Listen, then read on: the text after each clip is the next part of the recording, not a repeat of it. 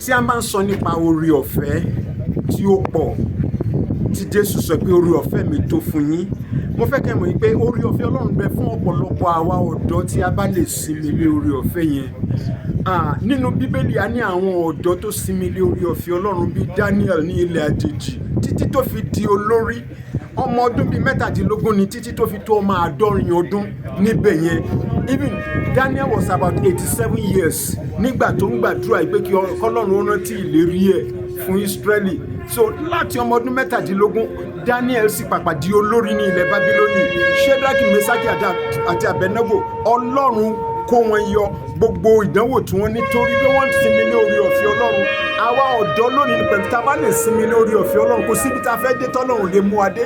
Kò nílò gbogbo àwọn tí a ń ṣe tó lòdì sí ìfẹ́ Ọlọ́run wọ̀nyí. Nítorí náà mo rọ ẹnì kọ̀ọ̀kan láti sinmi lé oore ọ̀fẹ́ Ọlọ́run.